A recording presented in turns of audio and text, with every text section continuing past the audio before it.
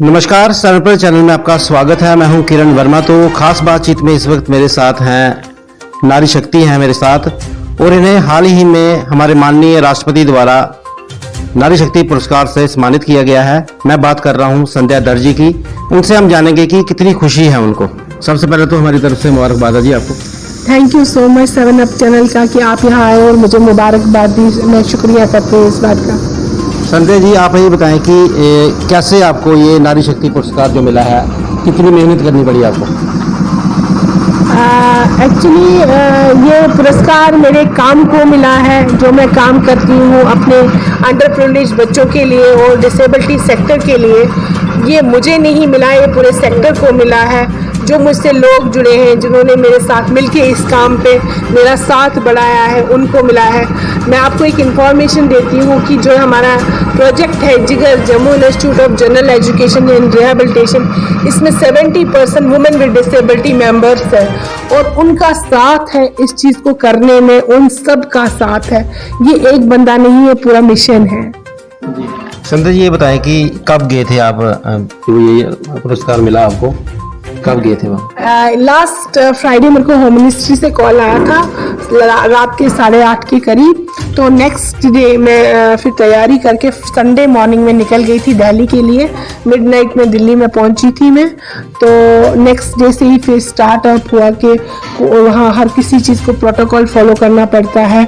पहले हमने प्रधानमंत्री जी से उनके निवास स्थान पे मुलाकात की, उसमें उनके साथ इंटरेक्शन हुआ 5-5 मिनट। सभी अवॉर्डीज जितनी भी नर्स हैं हमारे, एक्चुअली ये 2 साल का कोटा था, कोविड की वजह से 2 साल ये ऑर्गेनाइज नहीं हुआ था। तो मेरा 2020 का है, 2020 और 2021 दोनों साल का इकट्ठा किया गया। 29 विनर्स थे। 29 विनर्स में मतलब सबको 5-5 मिनट, लगभग 5 मिनट तक बोलने का मौका मिला, अपने काम को एक्सप्लेन करने का मौका मिला। एक बहुत खुशी हुई मुझे ये अवार्ड सेरेमनी देख के कि पहले मैंने आज तक देखा था कि इन ग्रैंड फंक्शंस और अवार्ड सेरेमनीज में बचपन से देखती आ रही हूँ कि एक फेस को अवार्ड दिया जाता था, चाहे वो कोई मिस वर्ल्ड का फेस हो या कोई एक्ट्रेस हो या कुछ। बट आज मैंने देखा कि यहाँ पे ग्रॉस रूट वर्क, जो ज़मीनी सतह पे काम करते हैं लोग, उनको ये अवार्ड मिला। आदिवासी महिलाओं को मिला जिन्होंने आदिवासी बच्चों के लिए एजुकेशनल पॉलिसीज डेवलप की, उनको मिला। औषधि बनाई जिन्होंने खेतों में काम किया, जो महिला खेत किसान है, महीना किसान, उनको मिला। मतलब ये एक ज़मीनी सतह पे लोगों को अवार्ड मिला। मुझे ये चीज़ जान के बहुत खुशी। आप ये बताएं कि जैसे आप जिगर एनजीओ चला रहे हैं, तो कितनी मेहनत करनी पड़ती है और कितने बच्चे हैं आपके साथ और क्या क्या करवाते हैं आप उन लोगों के साथ? जो ये आपको नारी शक्ति पुरस्कार मिला है, ये आपको कब से रिकमेंड किया गया था और कैसे आप, कोई सेंट्रल गवर्नमेंट से कोई ना कोई तो आया ही होगा ना आपके पास देखने के लिए आपका वर्क? वेरिफिकेशंस तो काफ़ी हुई, इसके लिए वेरिफिकेशंस मेरी काफ़ी हुई। मैं अगेन थैंकफुल हूँ वुमेन एंड चाइल्ड मिनिस्ट्री का कि उन्होंने जम्मू का काम रिकॉग्नाइज किया। अपनी स्टेट ने इतना रिकॉग्नाइज कभी नहीं किया जो कि बाहर से सेंट्रल गवर्नमेंट ने मेरे को काम मेरा रिकॉग्नाइज किया। इसलिए मैं वुमेन एंड चाइल्ड मिनिस्ट्री की बहुत शुक्रगुजार हूँ। मिनिस्टर स्मृति यानी जो हमारी इसकी मिनिस्टर है, बहुत डाउन टू अर्थ है। पूरे 2 दिन वो हमारे साथ from welcome to sea of वो हमारे साथ रही। उन्होंने एक एक महिला का काम सुना और उनमें उसके सॉल्यूशंस और वो पॉइंट्स डिस्कस किए। मैं उनके लिए बहुत शुक्रगुजार हूँ। बहुत ही अच्छी पोलाइट मिनिस्टर है हमारी। आप ये बताएं कि हमारी जो जम्मू कश्मीर की प्रशासन है इस वक्त पिछले 3 साल से एलजी प्रशासन है, उनकी तरफ से कोई सहयोग मिला था आप लोगों को, या जो पहले गवर्नमेंट थी उनकी तरफ से कोई? गवर्नमेंट की तरफ से मुझे पर्सनली इस जिगर के लिए कोई सहयोग नहीं मिला। ये हम हम अपने से चलाते हैं, ये अपने दम पे हम चलाते हैं। हमें गवर्नमेंट से कोई सहयोग नहीं मिला। बट हाँ, इस बारी जब मेरे को ये राष्ट्रपति द्वारा सम्मानित हुई हूँ, उस पे एलजी साहब ने अपनी मैसेज छोड़ी है, कॉन्ग्रेचुलेशंस जी। ये बताएं कि किस तरह की दिक्कतें आई हैं आपको इस लेवल तक पहुंचने के लिए? मैं खुद पर्सनली डिसेबिलिटी थी। बचपन से ही मैं सेरेब्रल पॉल्सी की पेशेंट हूँ। नर्व्स ब्रेकडाउन हो गया था मैं 6 महीने की आयु में ही। एक मैं बोलती हूँ, हर एक मिशन के पीछे एक एजुकेशनल वैल्यूज़ होते हैं। हम एजुकेशनल वैल्यूज अपना हमारे तब डेवलप होते हैं जब किसी कम्युनिटी, कल्चर और फैमिली तीनों चीज़ों का मिक्सचर होता है, फिर एक अच्छा एजुकेशनल वैल्यू आ जाता है इंसान में। मैं कश्मीरी पंडित कम्युनिटी से बिलोंग करती हूँ। हम 90 से जम्मू में रह रहे हैं। हमारा कल्चर और डेवलपमेंट जम्मू के लोगों के साथ हुआ, क्योंकि मैं बहुत छोटी थी जब मैं जम्मू शिफ्ट हुई। हमारा यहाँ के लोगों के साथ मेरा कल्चर, रहना सहना सब कुछ यहाँ के लोगों से। और मेरी फैमिली दर फैमिली है। हमारे आपको लोग को सबको पता होगा कि हमारे ही घर में रूपा भवानी माता का जन्म हुआ था। उसने 400 साल पहले एक एजुकेशनल रेवोल्यूशन लाया था, जो कि मतलब अभी हमारे इतिहास में दर्ज है कि उनकी एजुकेशनल रेवोल्यूशन कैसी है। एक इथिकली अगर चले जाए, एक फैमिली से, जिस फैमिली से बिलोंग करते हैं, कम्युनिटी से और कल्चर से, इन सब का मिक्सचर ही एक मिशन को डेवलप करता है।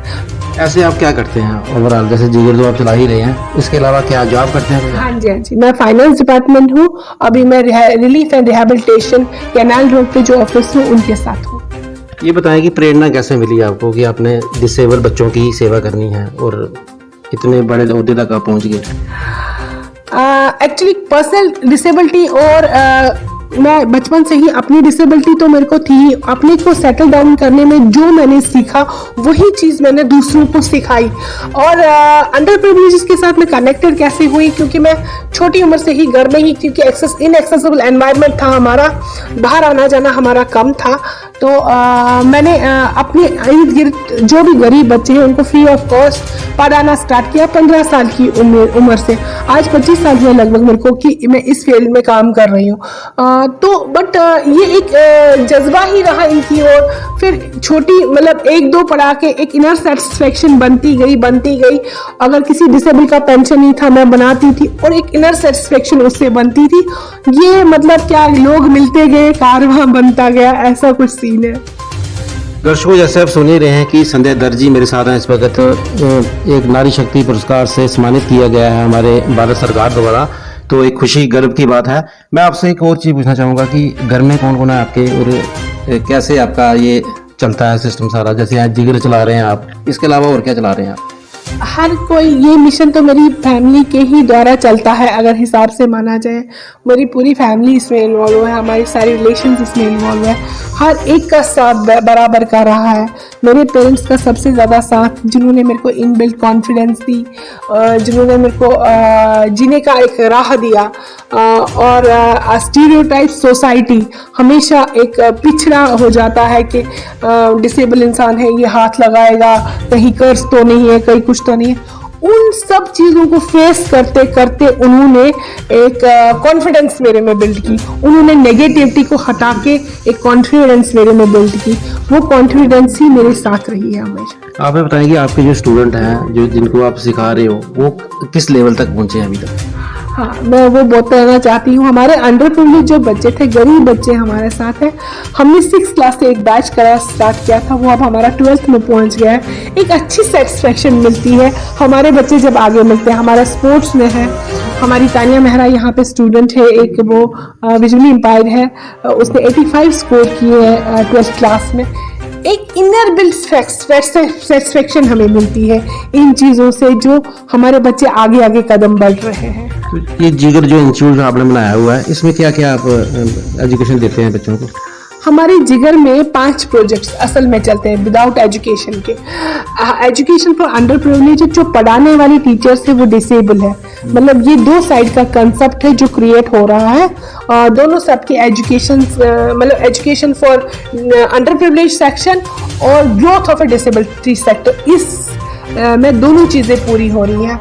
और हमारा दूसरा प्रोजेक्ट है rights of person with disability act की अवेयरनेस। वो हम यूनिवर्सिटीज़, कॉलेजेस, पैरामेडिकल इंस्टीट्यूट, सब जगह हम उसकी देते हैं कि यहाँ पे आप rights of person with disability क्या है, वो मतलब वो अवेयरनेस नॉर्मल पर्सन्स में हमें जागरूक करनी है, जो कि वो डिसेबिलिटी के बारे में जाने, उसके रूल्स और प्रिवेंशंस के बारे में जाने।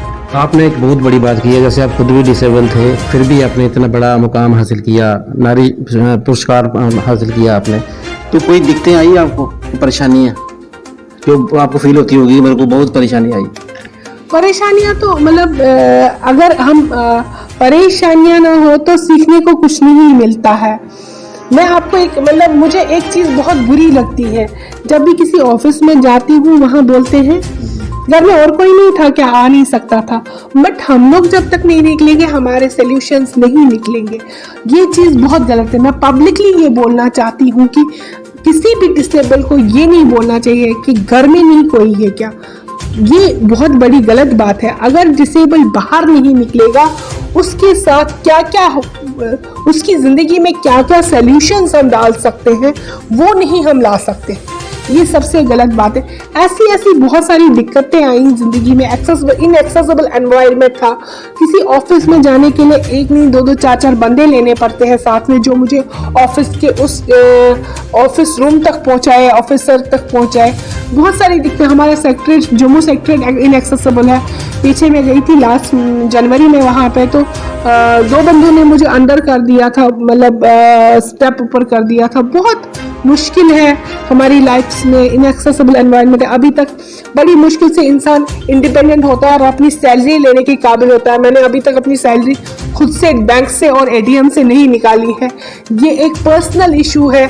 अपने पर्सनल पैसे पे भी हम अपनी वो मतलब एक पर्सनल अपना पैसा पर्सनल होता है, उसको भी नहीं हम हाइड आउट कर सकते हैं, क्योंकि इनएक्सेसिबल एनवायरनमेंट हमें शेयर करना है, चाहे हमें अपनी फैमिली मेंबर के साथ ही पर शेयर करना पड़े। आने वाले दिनों में आप क्या जम्मू कश्मीर के लोगों के लिए, जैसे डिसेबल बड़े सारे बच्चे हैं हमारे यहाँ पे, अभी स्ट्राइक भी चल रहे हैं बहुत सारे, ठीक है, परेशानियाँ हैं, सैलरी नहीं मिल रही उन लोगों को, इन लोगों को क्या एक मैसेज देंगे आप? एक अपील है सरकार से कि इन लोगों की ये सुनवाइयाँ करे, क्योंकि बहुत मुश्किल है इनके जीवन में। 1000 रुपए की पेंशन पे आप खुद सोच सकते हैं कि जिंदगी एक महीने की लाइफ एक बंदे की चल सकती है 1000 रुपए पे। आज तो एक दिन का खर्चा भी 1000 रुपए से ऊपर जाता है। तो बहुत मुश्किल है इन बच्चों के लिए, बहुत मुश्किल से वो जी रहे हैं। उनकी वो सारी उम्मीदें है कि जो ये सोशल वेलफेयर डिपार्टमेंट से मेरे को एक रिक्वेस्ट है, एलजी साहब से भी रिक्वेस्ट है कि इनके ये इश्यूज जल्द से जल्द सॉल्व हो। हम आपको अपील करते हैं कि ये मतलब जितना जल्द हो के इनके ये इश्यूज सॉल्व करें। एम्प्लॉयमेंट पॉलिसी पे अभी भी इतना डाउट है। 4th ग्रेड एम्प्लॉयमेंट में रिक्रूटमेंट में उनको प्रोसेस में नॉर्मलसी नहीं थी, उनका पूरा पता नहीं था कि रिक्रूटमेंट कैसे करनी है इन लोगों की, डिसेबिलिटी सेक्टर की। एक्सेसिबिलिटी इश्यूज है, इन्हें एक्सेसिबिलिटी एनवायरनमेंट क्रिएट करना है, वो ज़रूरी है हमारे लिए। इवन की main office, Divcom office, secretariat, divisional commissioner office, DC office, ये सारा एक्सेसिबल होना चाहिए, इजी टू गो होना चाहिए हमारे लिए, क्योंकि डिसेबिलिटी सेक्टर को भी उतनी ही नीड है जितनी नॉर्मल पर्सन को है। तो हमारा भी हक है उतना ही बाहर जाने का जितना नॉर्मल पर्सन को है। आपने कीमती समय दिया, बहुत बहुत धन्यवाद आपका। एक बार फिर से हमारी तरफ से मुबारकबाद आपको। Thank you so much sir, channel को मैं बहुत शुक्रगुजार हूँ आप यहाँ आए। दर्शकों, जैसे हमने सुना कि इस वक्त मेरे साथ ही संध्या दर्जी, इनका यही मानना है कि डिसेबल को डिसेबल नहीं समझना चाहिए। हमें अपने दम पे, हमने जो भी ये नारी शक्ति पुरस्कार हासिल किया है केंद्र सरकार द्वारा, तो हमें बड़ा गर्व है। तो आने वाले दिनों में ये और बच्चों के लिए भी काम करना। एक मैं और प्रश्न पूछना चाहूँगा आपसे कि जैसे आप जिगर चला रहे हैं, ये फंड्स कहाँ से आते हैं और क्या वो थोड़ा बता दीजिए। ये प्योरली डोनेशन बेसिस है। पहले मैंने खुद के पैसे से ही ये स्टार्ट किया है। बिल्डिंग मैंने लोन पे बनाई है, मैंने खुद के पैसे पे लोन लिया है, ऑफिस सैलरी पे तो ये बिल्डिंग बनाई है मैंने। ऐसे ऐसे खुद के पैसे से ही मैंने ये एफर्ट्स डाले हुए हैं। यहाँ मेरे को किसी का इन रिलेशन मेरे को सपोर्ट हो रहा है, फ्रेंड सर्कल में मेरे को सपोर्ट हो रहा है, बस वही उसी तक महदूद है ये, उसके अगेंस्ट और कुछ नहीं। दर्शकों, जैसे आपने सुना कि संध्या दत्त थे मेरे साथ, नारी शक्ति पुरस्कार इन्होंने हासिल किया है हमारे केंद्र सरकार द्वारा, राष्ट्रपति ने इनको सम्मानित किया। एक गर्व की बात है हमारे जम्मू कश्मीर के लिए। हमें उम्मीद है कि इनकी बातचीत आपको पसंद आई होगी। फिर मिलेंगे एक नए विषय के साथ। नमस्कार।